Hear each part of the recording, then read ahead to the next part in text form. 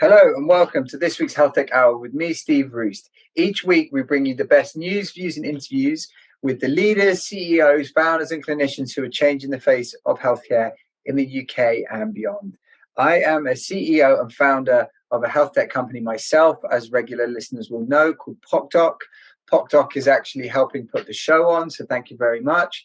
PocDoc allows anyone with a smartphone or tablet to give themselves a quantitative blood test. Starting with a 5-marker lipid panel and a full cardiovascular assessment. So we're rolling out across the country right now. So it's all very exciting. But thanks to PocDoc for supporting the show. In addition, as always, thank you to everyone for listening. If you're listening live on HealthTech on UK Health Radio, welcome. It's actually UK Health Radio's 10th birthday last week. So happy birthday to UK Health Radio. We love being on the network. Thank you very much. Also, thank you if you're listening on Spotify or Amazon or any of the other podcast platforms, or if you're watching us on YouTube. Thank you very much. Much appreciated. We would not be here without you. So today's show is focused on women's health, and we have Lina Chan on the show. So Lina Chan is the CEO and founder of Parla, Parla, which was actually recently acquired this year anyway by Holland Barrett. Obviously, everyone pretty familiar with Holland Barrett. They're on most high streets. Lina founded Parla to improve women's access to healthcare information after she suffered multiple pregnancy losses and difficulty conceiving. And Parla addresses both the physical and the mental needs of women during reproductive, relating to reproduction, birth, and all of the associated issues. Across 80 different countries. So Lina, welcome to the show. How are you? I'm good. Thank you for having me, Steve. Good. Okay, so I think it's super interesting that we come back to this topic. I've said for a while that we wanted to get more women on the show, so it's great that we have you here. And I think that your story is really interesting because it's probably pretty common to a lot of people listening, I suspect. And so what's also interesting about your background is that you started off as an investor, I think, both in the US and in Asia, I think, I'm not sure. US and the UK. US and UK, and then you started your own business, but still within healthcare. So I think what would be super interesting is just to hear if you could just tell us your story just to begin with, and then we can kind of get into more of the details. But why don't we start there? Yeah, absolutely. So I was born and raised in Brazil, so Latin America, and I moved to the US when I was 18 to pursue my university education there.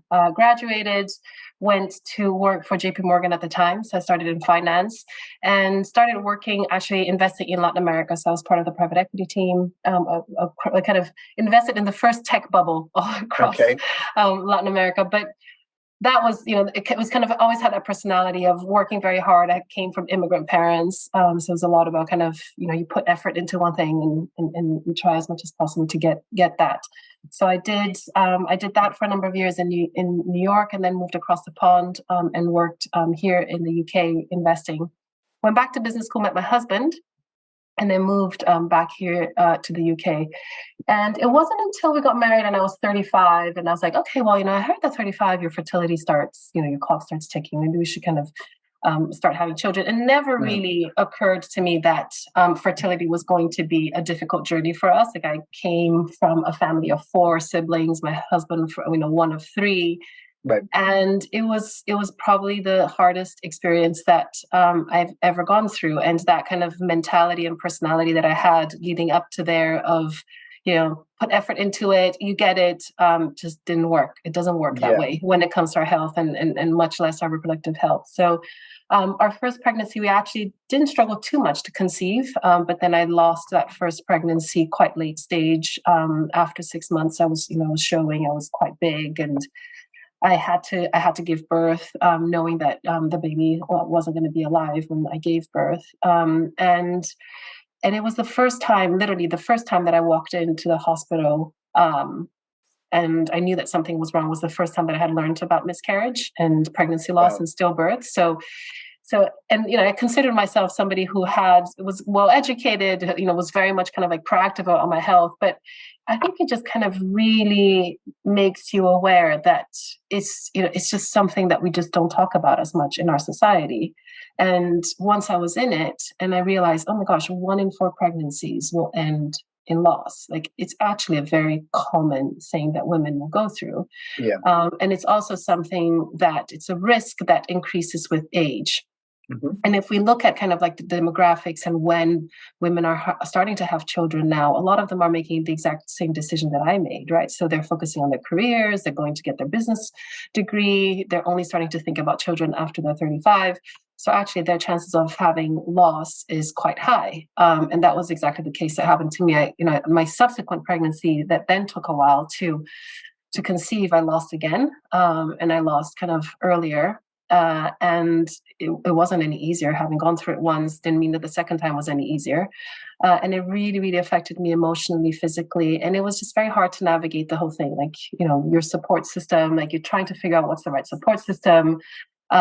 Because it's so taboo, often even doctors didn't quite know how to talk to you about it physically or emotionally, like what you were going through.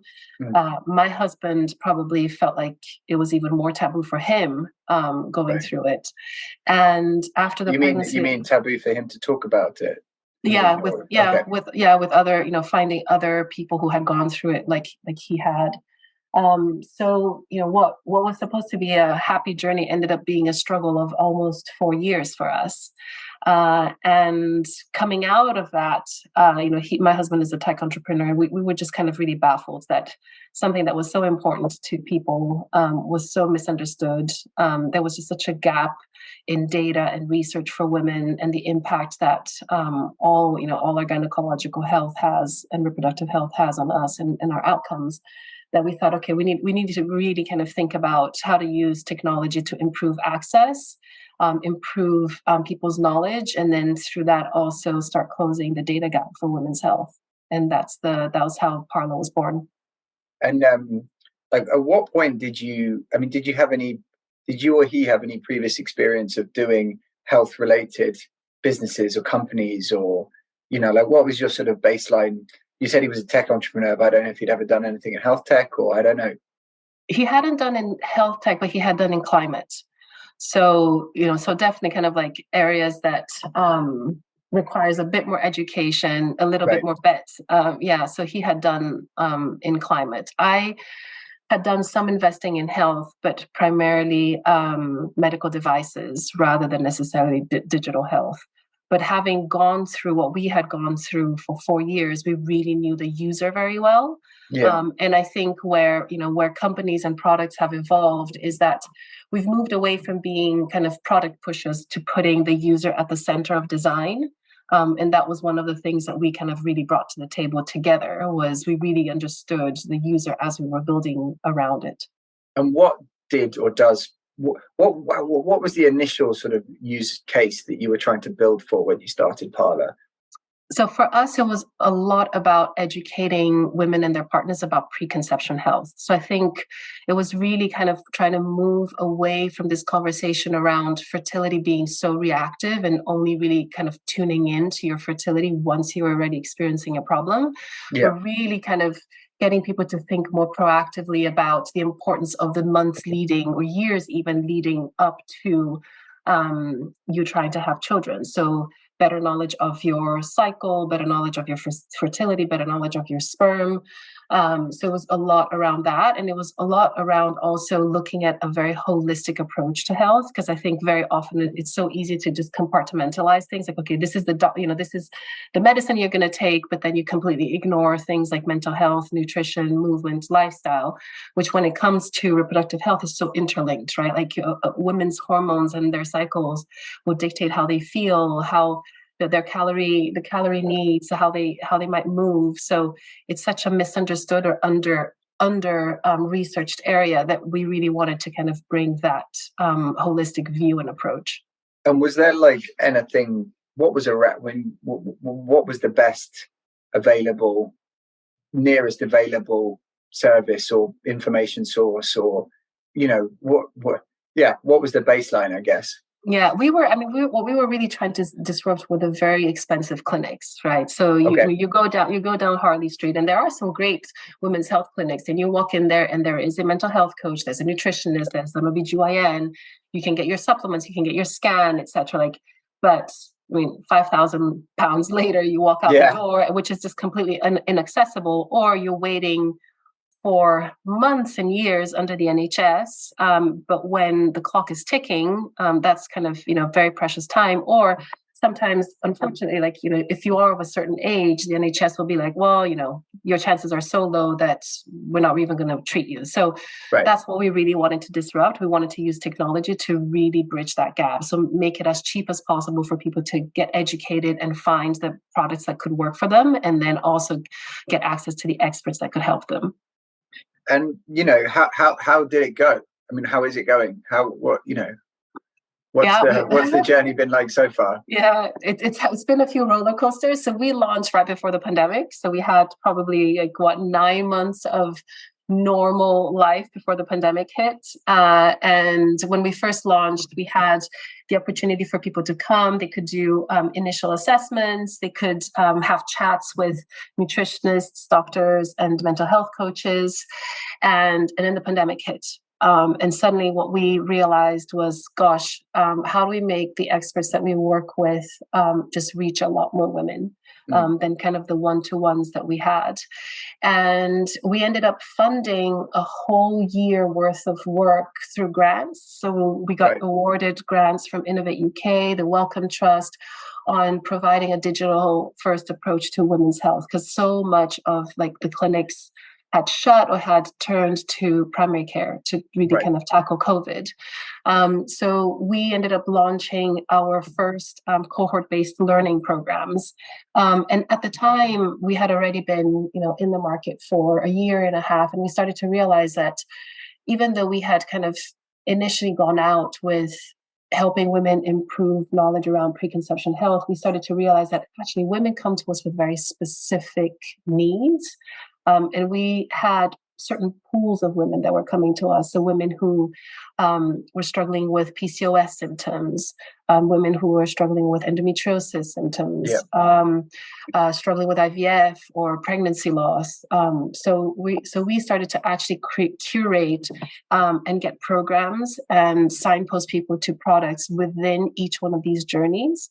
And also because it just became a lot more personalized. And that's kind of how we then evolved. So now women come to us with those very specific needs, and they work with experts as part of cohorts, because what we noticed is so much of women's health is very taboo. So the fact that you actually are in a group with other women going through the same thing as you is just as helpful, and you learn just as much than on one-to-one consultations, and it just creates a really great bond. So we have those programs, and now as part of Holland Barrett, we also have products. Okay, like supplements and vitamins and such. Yeah, exactly. So we, so like you mentioned earlier this year, we got acquired by Holland Barrett, and Holland Barrett has this brilliant goal, an amazing goal to reach 100 million lives by 2025, and make health and well-being a way of life for all these people. And women's health has always been a category that they've really wanted to focus on. And we sit in this division that's called Wellness Futures, which is really kind of looking at where is health going. So what are, where is the future of health? And there's a recognition that it's really important to be there for the entire journey of a woman's reproductive lifespan and provide the education, the service, and then also the products. So really kind of like having all of that wraparound service around the products. So when I met them, we brought that to the table. We brought the education, we brought the experts, we brought the services, and they had the products. So it felt like a really great marriage of propositions. Yeah, I know Holland and Barrett are trying very hard to move into this wellness space. They're already in it, but really trying to own that kind of journey, if you like. I think that's really interesting because they've got like 800 or so locations across the UK plus the online. So I think they've got this fantastic reach to be actually, like you say, make a huge impact. So 100 million lives by 2025. And it's so fun. I just find some part of me finds it so funny that there's like, that women's health has been so funded, under addressed, that it has to be talked about like women's health. You know what I mean? In those sort of, in like quotation marks. You know what I mean? It's like it's health. It should just be health, shouldn't it? Well, yeah. Well, I mean, I don't know. Like, I mean, I know there are specific biological things about women that are different to men. I totally understand that, without wishing to open up like a whole debate about gender, but that's a separate issue. But just conceptually, I just think it's a bit funny that it has to be always in like quotation marks. I think it's a bit of a shame, but we are where we are, I guess. So it's good that it's at least being looked at properly. Yeah, couldn't agree more. And so, like, how was it? Well, I mean, I know from my perspective or my journey, my wife and I, she I think she was similar age to you when we started trying for children, and she had a couple of miscarriages, and to the point around the taboo nature of it, particularly, I experienced it obviously as a husband, and it is really emotionally difficult to deal with. It just really, really is. And there isn't really any. I mean, I don't know. It's very hard to know where to go or what to do about it. But it is extremely emotional. Really traumatic. And that's what we kind of realized personally. But then when we were when we were in the pandemic, we were working with the Wellcome Trust, and they had actually released this call, kind of like a research call, saying, within the pandemic, were there certain taboo health areas that really was underserved during the pandemic, and we had actually identified miscarriages being one of the areas. Right. And we did a large research. We had more than 400 women respond to our research. And one of the biggest things was that mental health wasn't addressed within the NHS, and that they were just so left to figure out on their own, which is still the case. And it's kind of crazy, right? Yeah, I saw a news piece. Now you mention it, I can't remember. It was last week. Something to do with statutory leave associated with miscarriages. Did you see this? Yeah. They've been trying to pass the bill for years now, because especially miscarriage, because after 12 weeks, or especially after 24 weeks, you do get some rights. But if it's before 12, you've gone through a pregnancy, but you get no rights. So a lot of women have to go straight back to work after something so traumatic. Right, which I mean, hugely traumatic, both emotionally and physically. So how was it going? Did it get passed? I don't know. It did not. They didn't have the reading, so it's been a disappointment. Yeah. There more people are talking about it though, which I think is helpful. It was on BBC News, which I'm pretty sure it hadn't been on BBC News before. Yeah. I think it's interesting. I would like to get into more detail about it, because obviously, how do we start to change perceptions around this? And is that something that Parla wants to try and do, and that you want to try and do, which is create more of a discussion, an open discussion around this area, particularly with men, or is it sort of without men? No, absolutely with men. I mean, I think it's not just pregnancy loss. I think you're starting to see more discussion around a lot of the different challenges that women go through. So PCOS, endometriosis. Endometriosis has now become a really big area of focus. Pregnancy loss and menopause. Menopause has had, again, a really big area of focus. And that's where we want to play. We really want to be a voice of change across these different reproductive life stages. Well, let's get into the second part of the show. So we're going to stop for a commercial break right now. We'll be back in 2 minutes with Lina Chan, the CEO and founder of Parla Health. We're back in 2 minutes. Hello, and welcome back to this week's HealthTech Hour with me, Steve Roest, and my guest, Lina Chan from Parla Health, which aims to deliver both the physical and mental support for women throughout their reproductive lives. So before the break, we were talking about the discussion, the wider discussion, the normalization of the discussion around the different stages of women's reproductive health, whether that's preconception, conception, pregnancy loss, PCOS, endometriosis, menopause. That's quite a big set of things, right? That's quite a big. Do you view them as a continuum or not, like that? Or how do you start to get to grips with even how? Yeah, I mean that's a huge, bit continuum. of work. Yeah. No, it's interesting you say that, because the way I see it is that we need to start engaging women as early as their first period. And I think women's experiences across these different stages can actually have a knock-on effect on the future ones. So, for example, we know that women who have PCOS have higher risk of infertility or miscarriage. And, if you've had a very difficult fertility journey, you come out of that time very depleted. Does that then also have a knock-on effect on your menopause journey, right? So I actually think it's really very interwoven, our experience across these journeys. So I don't really see it as separate. I think it's actually really important that we help women start connecting these dots. Because it's not necessarily like isolated, right? Like, for example, I know that we did a show, one of the early shows we did with the lady called Lisa Falkend from Femtech Insider. Yeah.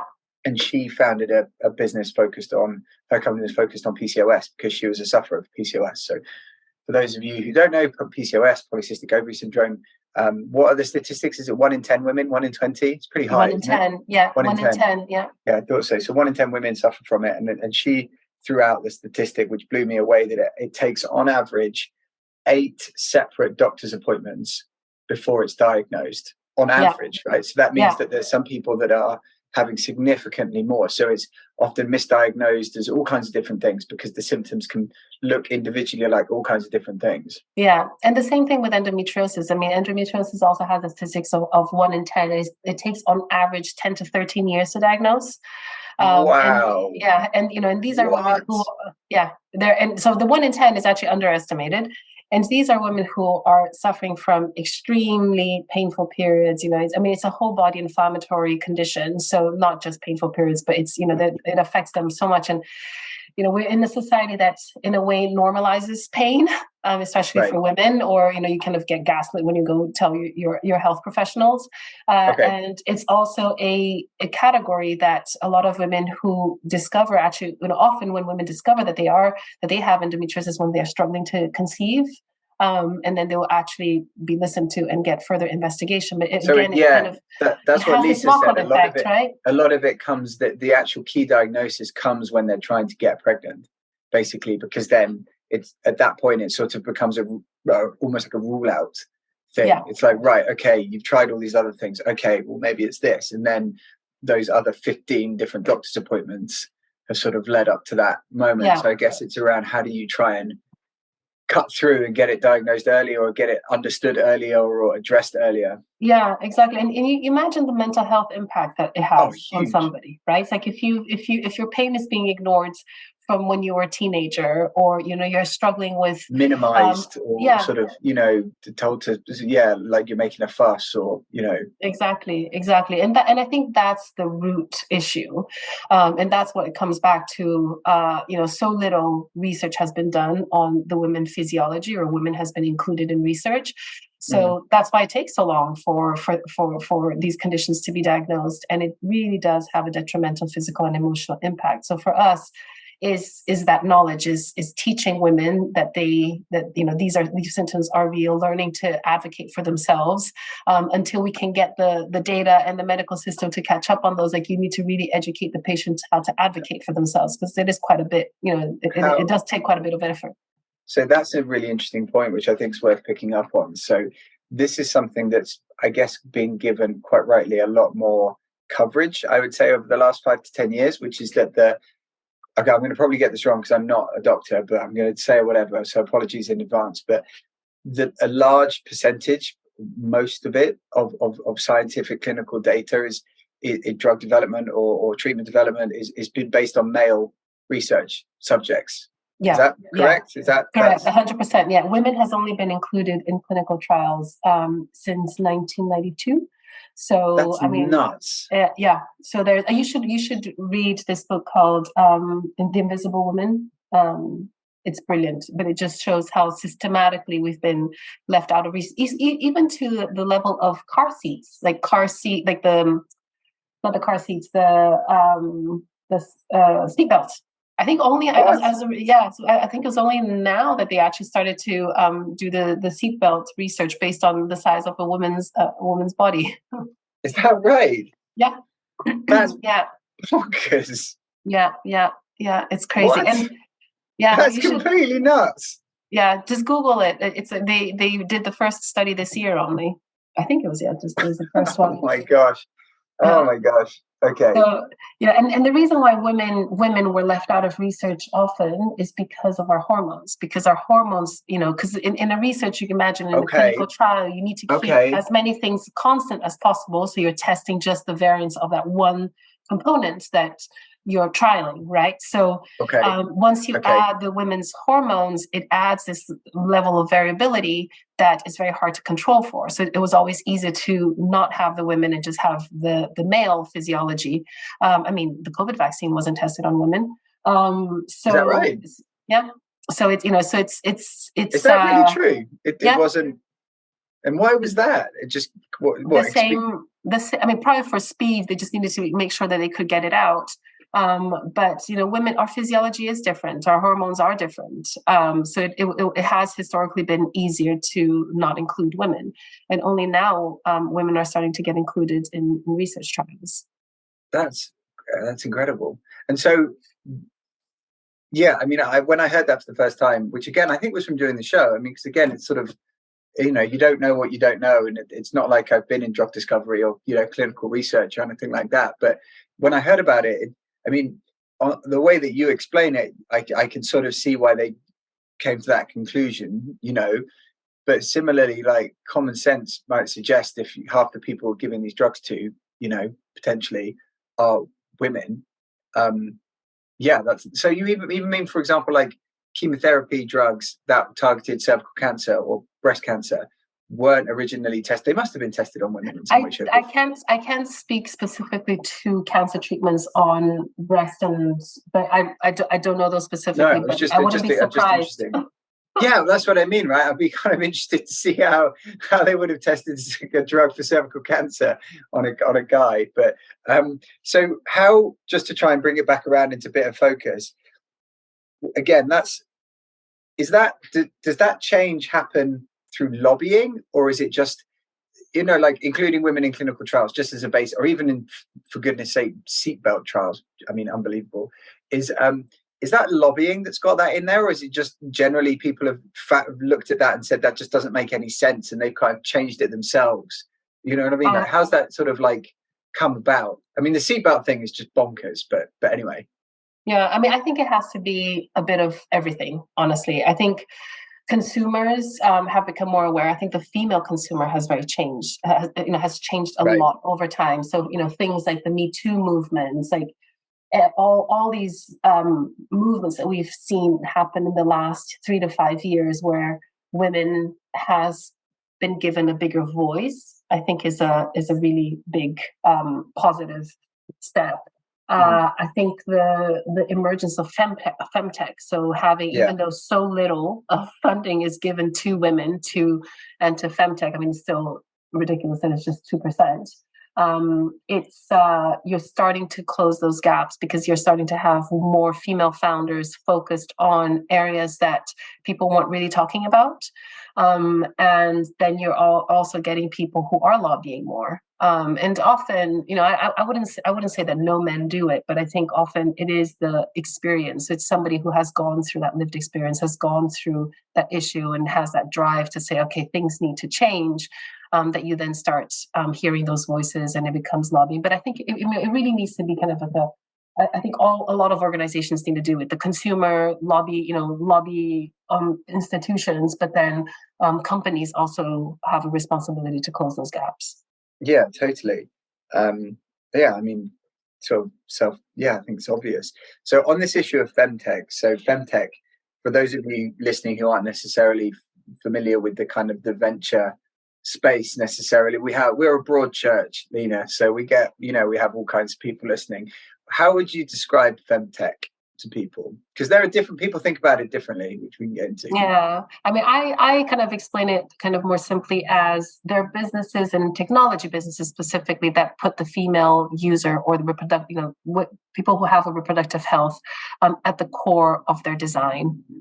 So it could range from tracking apps to people innovating like on the tampons, exactly, like Flow, Clue, to platforms that are delivering gynecological consultations, to even companies that are innovating on tampons. So you're looking at kind of the reproductive physiology or the reproductive lifespan and stages, and you're creating products and services to really help in that journey. And like, just going to throw this out there. Do you think that any femtech business should be founded by a woman, or do you think there is a role for? I mean, I have my own opinion on this, but what's your view on it, given that definition? I mean, given my experience in the last couple of years, it's helpful to have women in the team, or at least people who have that lived experience tackling the problem, because you bring a level of empathy, and you bring a level of understanding to the design process of the kind of the product design process, which is very, very helpful. I try not to be biased when I hire for my team, but we pretty much have mostly hired people who have experienced the conditions that we're tackling. So women, therefore they understand. Yeah, they understand the pain points, right? And that's what you're trying to solve for is those pain points. I think that makes sense. I mean, I'm a big believer in authenticity, right? Particularly when you're sort of starting out as a company, either it's the founding team or the initial management team or whatever. You have to have some element of authenticity. So I remember when we first started PocDoc, we were on an accelerator. So we're all about increasing access to diagnostic testing by allowing it to happen through the smartphone, focused on cardiovascular disease and so forth. But we were on one of these accelerators, health accelerators. There are lots of people on it. Well, a few people on it. And there was one that was, it was a male founder, sole founder, who was founding a business for a platform for women to support them with postpartum depression. Yeah. Massively laudable aim, obviously. But we were all a bit dude, do you not think that you should get at least a woman co-founder? Right. Do you not want to at least, because I don't know if you've been on those acceleratory type things, where you have to kind of pitch and kind of explain and ask questions and everyone's sort of looking kind of funnily about because you've got questions about the condition, you know what I mean? And like the questions I had to you about, well, what's your journey and what's your story and how are you doing? And, it's not like women have an exclusivity over that necessarily, but it makes it, you just have a barrier, So, I was like, my advice to him was just find a female co-founder. Just find a female co-founder, and then you're cool, right? And everyone understands it takes a team to build a business. Yeah. But I just don't think you're gonna. How are you gonna understand even what to say or have any authenticity? Well, and I think when it comes to health, there's an element of trust, right? That it's really important to build, and I think you build trust into not just these two ways, but I think two primary ways. And one is making sure that it's scientifically backed, but then I think two is this lived experience. That's why these community, a lot of these support communities can get so viral, right? So because you have this, that this person has gone through it, so they can really empathize. I couldn't agree more. I think authenticity, lived experience gives you a kind of empathy and credibility, definitely. Yeah, not least with your customers, right? I mean, I think that, as you say, consumers are being more choosy about where they go, and particularly with their health. So, I can't. I just could see images of him being on stage and doing these presentations and stuff. Oh no! Did he manage to raise some cap? Femtech Insider or whatever it is, and women in tech, and then there's women, and then just him talking about women. Anyway, I thought it would be kind of a bit strange. So, So within the conditions that you deal with, PCOS, endometriosis, and things like that, one of the ones that I want to come on to, we're going to have a final commercial break in a second, is menopause, which, again, sample of one, over the last, I would say, 18 months to 2 years, has sort of rocketed up the media / news / general discussion awareness, table. I don't know if you'd agree with that. Yeah, 100% agree. It has definitely kind of shot straight up. It definitely helps to have celebrities talk about it. I feel like a lot of the areas that do get attention, celebrities have spoken about it. But who are the celebrities that particularly Davina McCall? Davina McCall. Okay, yeah, that's a big one. If you get Davina, that's a big one. Yeah, so she was very outspoken about menopause, and I think created a really kind of great movement behind it. Holland Barrett actually has been doing a lot in menopause. So they had two campaigns, one in 2018 called Menopause, and then they just launched one this year around Pause and Listen. And they've trained something like 4,000 staff to talk about the menopause, so people can come to Holland Barrett and get health and wellness advice and tips for when they're struggling with perimenopause and menopause symptoms. And I think it's great. It's wonderful that has happened, and I really hope that it happens for other parts of women's health, because until I say this a lot at Holland Barrett, I think until we really normalize all these conversations about women's health, it's very hard for you to say that you've democratized care. And to your point, I talk a lot about how we need to bring her health on the high street, because that's when you really democratize health, right? Like people can access it anywhere. Like they can access it when they walk into a retail store. It's like you're making it as accessible as possible. And over time, it'd be great to drop the her. It's just health on the high street, right? So it's like if you're a woman, these are the services. If you're a man, these are the services. Yeah, and it's just easy to access. You get educated. You tap in, and I'm sure that's kind of where your product is headed, is really kind of making that knowledge as easy for somebody to connect with, so that they can actually come out of the ill health and really be more in the well-being and proactive about their health. Right?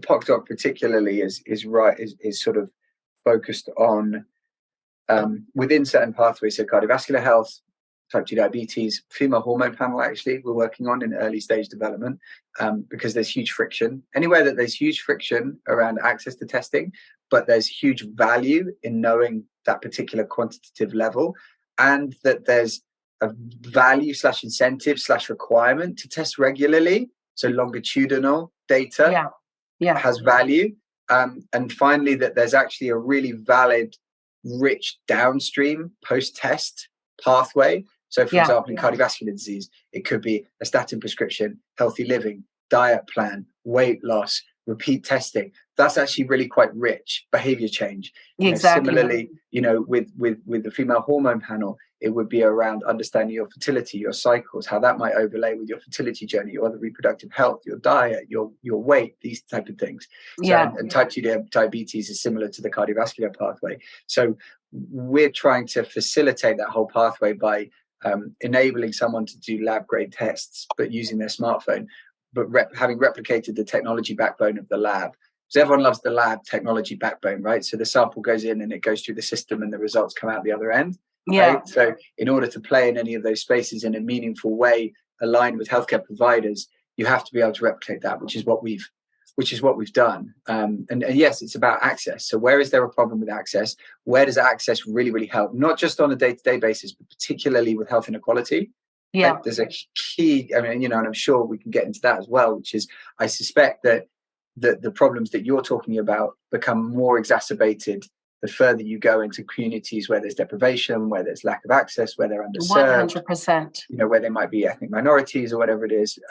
So actually access and coming up with a way to work out how to get to those people and not expecting them to go to their local GP surgery where they can't even go anyway at the moment because there's such a huge backlog. So, trying to assess those things in our part of the world is what we're really about. Yeah, 100%. Couldn't agree more. Cool. Well, look, we are going to stop for our final break, and then we will be back with Lina Chan, who is the CEO of Parla Health, part of Holland Barrett Group, for the final part of this week's HealthTech Hour. See you in 2 minutes. Hello, and welcome back to the final part of this week's HealthTech Hour with me, Steve Roest, and my guest, Lina Chan. So, Lina, let's talk about the menopause and how there's been such a big change Again, I think there's been a huge change in how that's perceived and the awareness around it and the discussion around it over the last 2 years. What have you seen from your perspective at Parla Health? I've definitely seen a lot more conversation, a lot more awareness, so that women know what to look out for. I mean, the stories you hear of women being prescribed antidepressants or kind of, thinking that something was so really, really wrong with them physically, emotionally, when it was the menopause. It's great to start seeing that education and people talking about it. So I think it goes back to the taboo busting, right? The more people talk about it, the more you share the symptoms, the more people realize that, okay, this is something. It's a life stage, it's not me going crazy. And then you can start getting the support that you need. And that's always the first step, right? Like once you know what it is, you can then start getting the support.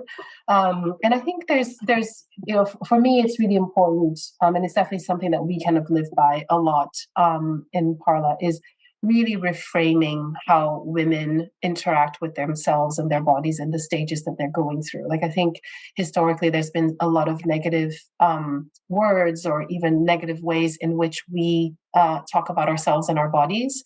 And there's a lot of kind of dialogue around the menopause that categorizes it as a disease, when really menopause is a stage, right? Like it's a life stage. It isn't. Yeah, it's not a disease. It's a disease that everybody gets. Does that count? It's like aging.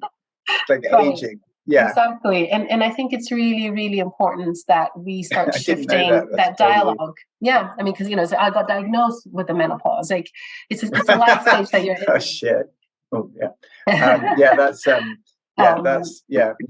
tricky. So I think it's important that we shift that. We reframe how women reframe that, and kind of start looking at this midlife stage that of something that can be wonderful. That it's a brilliant time in your life, and whether you're on HRT or not, there are also a lot of other things that you can do from a nutrition lifestyle standpoint to have you have a great life. It should be. I mean, it should be. There should, without question, be enough support to be able to understand what's happening to you and to make the best of it in whatever constellation that is determined, hormone, pharmaceutical, non-pharmaceutical, whatever it happens to be, right? So is that? I mean, it doesn't sound like that's where we were, certainly. That might be where we're going to. Yeah. I don't know. Yeah.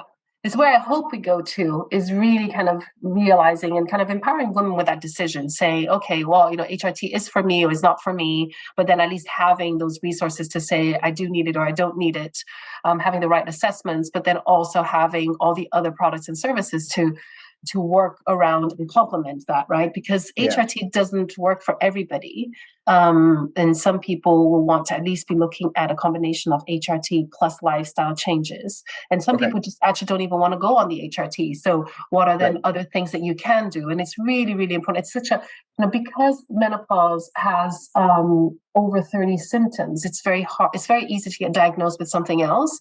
So often women will be diagnosed with depression when actually they're going through the menopause phase, right? And it's a phase, exactly. So I think it's I'm starting to see more and more positive movements towards that, like kind of closing that knowledge gap and then enabling women to get the right access to the right support.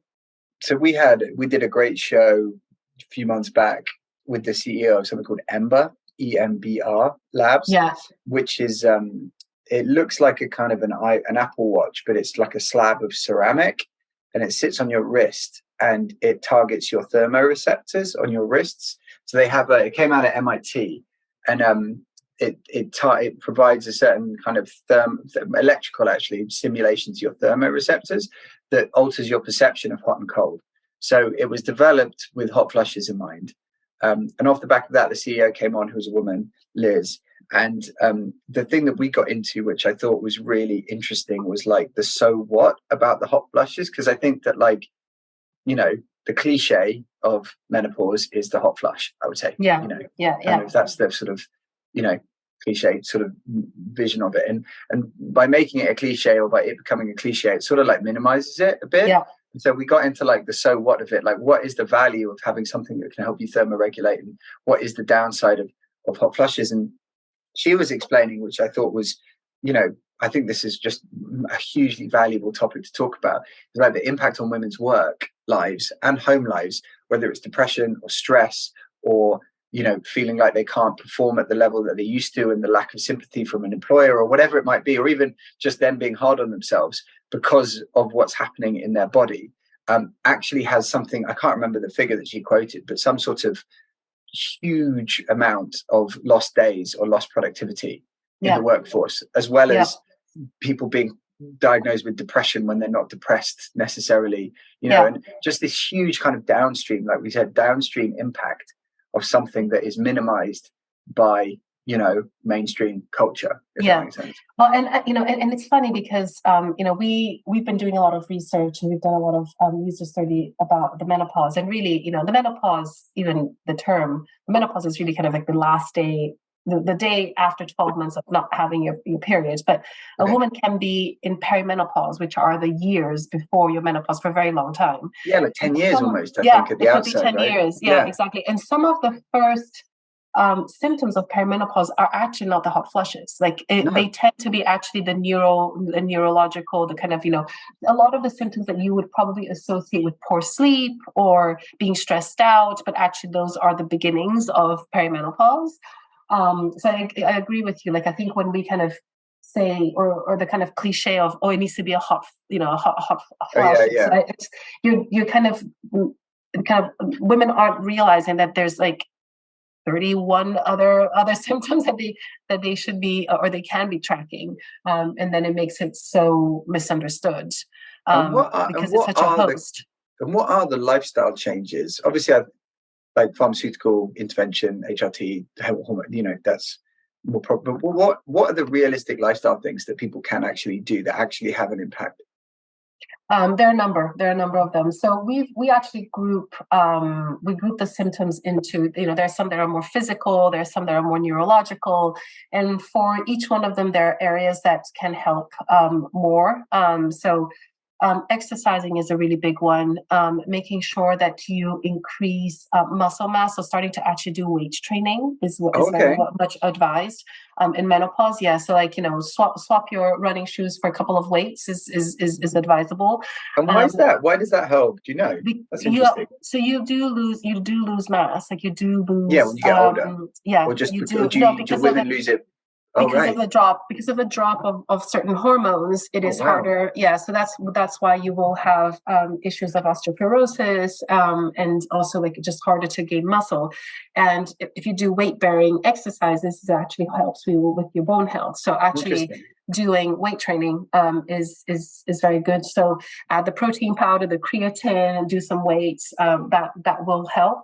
And there are a number of things that you can do from a diet standpoint, because one of the big hormones that drop is estrogen, but then there are estrogen available in certain foods, like not at the same type and the levels that you would from an ovulation, but at least including some of those foods into your diet. So soy is one big one.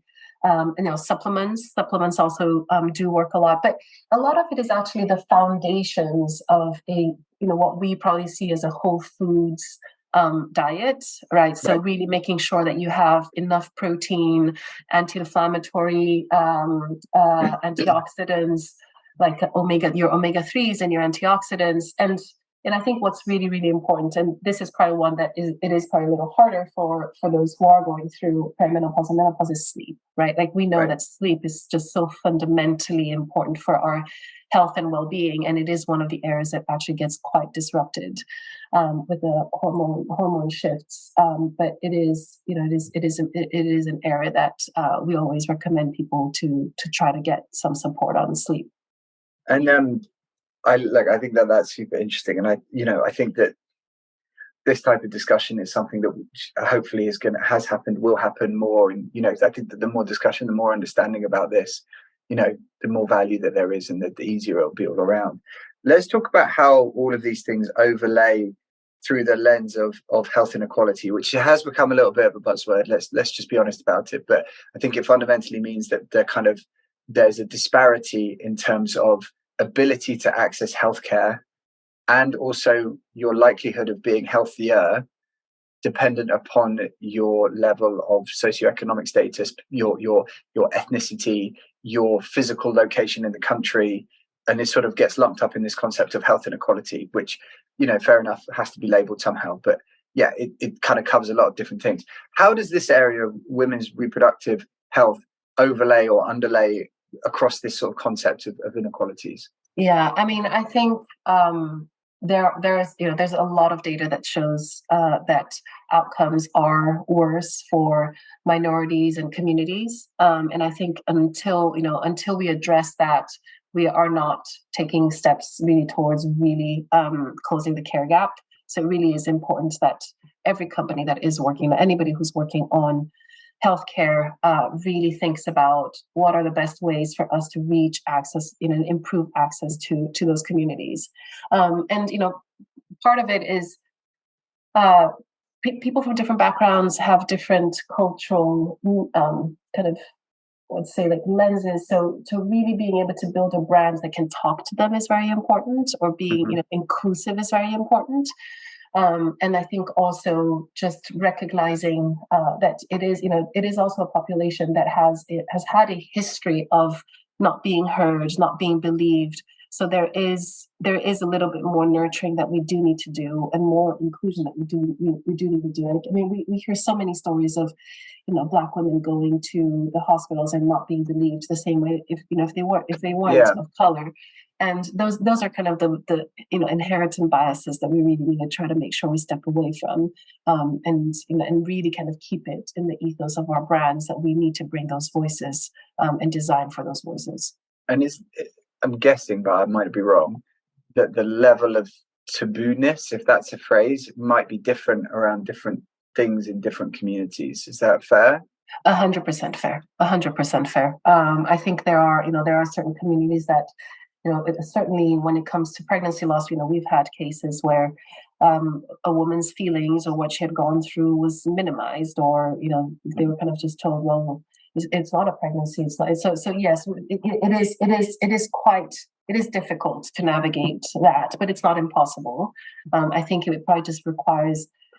It does require a broader level of educating and making sure, like you said, I think the authenticity is bringing people, a diverse group of people, to help with the product design, product messaging, marketing, makes those accessible. Like if you're going to be kind of running a women's health campaign and you just have white blonde people, it's going to be very hard to connect with certain communities. So having to just have that consciousness on including the voices is really important.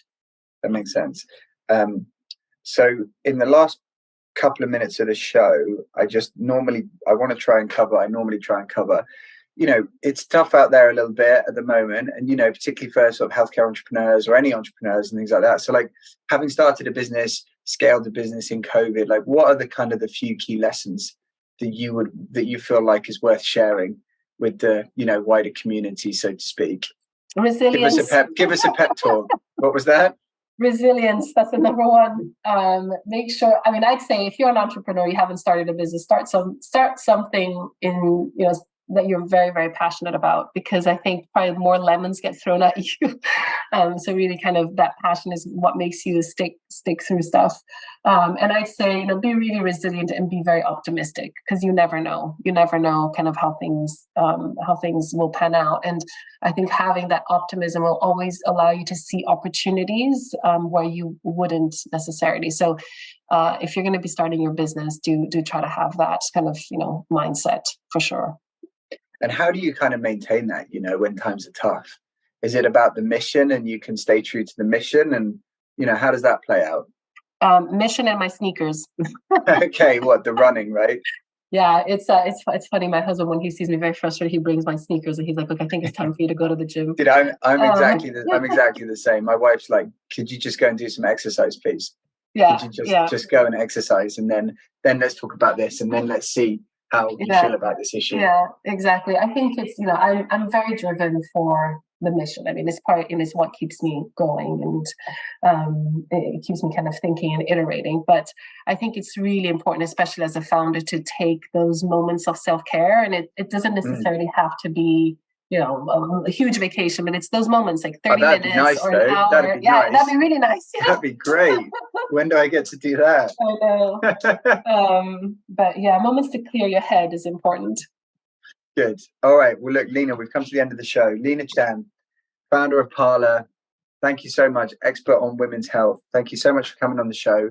And thank you to everyone for listening. And, have a good and happy, merry lead up to Christmas. Thank you so much. You too. Thank you very much for having me. Bye-bye. Bye. Bye, everyone.